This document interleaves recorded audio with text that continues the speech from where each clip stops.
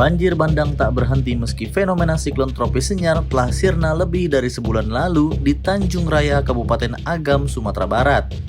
Gelontoran air bah susulan dari arah hulu masih sering terjadi di antara derayan hujan yang turun di daerah itu. Bahkan hingga malam tahun baru pada Rabu 31 Desember 2025. Kepala Badan Penanggulangan Bencana Daerah atau BPBD Kabupaten Agam, Rahmat Lasmono, mengatakan pada pukul 1.45 terdengar suara gemuruh dari arah hulu sungai, katanya Kamis malam 1 Januari 2026. Rahmat memastikan tak ada warga yang tertinggal dalam evakuasi sehingga nihil korban jiwa akibat banjir bandang susulan itu. Dia mengungkapkan hingga malam harinya air masih terus mengalir dari hulu sungai ke pemukiman di Jorong Pasar Maninjau. Sebagai gambaran dari banjir bandang susulan yang terjadi tersebut, material yang dibawa mampu membenamkan 1 unit alat berat serta merusak 4 unit rumah, 3 kedai, dan 1 villa. Selain itu, jumlah pengungsi bertambah dari 314 menjadi 428 jiwa. Banjir bandang susulan bukan hanya menghantui warga Maninjau.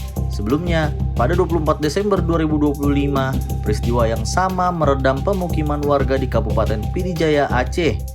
Setidaknya 32 desa dari 5 kecamatan di wilayah ini terdampak, termasuk rumah-rumah warga yang telah dibersihkan kembali dipenuhi lumpur. Keesokan harinya, 25 Desember 2025, termasuk hari-hari ketika banjir bandang susulan kembali melanda Nagari Maninjau. Air disertai material lumpur bebatuan menerjang puluhan rumah di Jorong Pasar Maninjau sehingga memaksa warga yang sempat pulang untuk kembali mengungsi. Di Hutana Bolon, Kecamatan Tukata, Panuli Tengah, Sumatera Utara, Batang Toru, Program Manajer Konservasi Indonesia Doni Latu Parisa menjadi saksi bagaimana daerah itu masih terus terendam banjir hingga 2 minggu pasca banjir bandang. Banjir di jalan raya setinggi lebih dari lutut orang dewasa meski tak ada lagi badai. Alur sungai yang ada juga tak lagi dikenalinya. Sungai itu telah bergeser dari posisi sebelumnya berada di sisi kiri sebuah gereja yang masih berdiri utuh pasca banjir bandang pada akhir November. Kini posisinya di sisi kanan dan melintasi jalan yang menghubungkan antar desa. Di Tapanuli Selatan, khususnya di Kecamatan Sipirok dan Marancar, Doni menyaksikan tebing-tebing bukit terkupas memamerkan tanah merahnya. Begitu juga sungai yang sebelumnya hanya selebar 4-6 meter, kini hingga puluhan meter. Bentang jembatan yang sebelumnya 15 meter sudah cukup, sekarang harus dibangun 30-40 meter. Menurut Doni, banjir bandang pada akhir November lalu telah mengakibatkan perubahan dalam 3 aspek, yakni fisik, sosial, dan ekologis.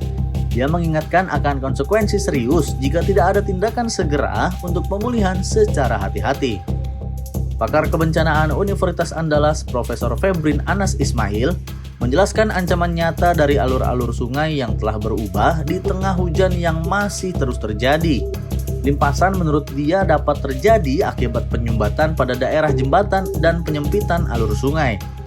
Febrin juga menunjuk loncatan atau overtopping pada alur yang berkelok, pengurangan kapasitas alur sungai akibat pengendapan material angkutan, serta sempatan sungai yang sudah berubah, katanya pada Kamis 1 Januari 2026. Febrin mengingatkan pentingnya pembersihan hambatan aliran sungai yang memperparah dampak banjir. Banyak kejadian ketika material seperti kayu dan puing-puing melintang di sungai menyebabkan air meluap serta menggenangi kawasan yang sebenarnya jauh dari sungai. Kepala Pusat Riset Perubahan Iklim Universitas Negeri Padang, Noviendri Sudiar, menambahkan, banjir bandang susulan mungkin terus berulang hingga 5 tahun ke depan. Dia menyebutkan fenomena curah hujan dengan intensitas 1000 mm dalam sebulan yang terjadi di Sumatera Barat pada November 2025 merupakan perulangan dari kejadian serupa yang terakhir kali muncul pada 1981 sampai 1982 atau sekitar 50 tahun lalu.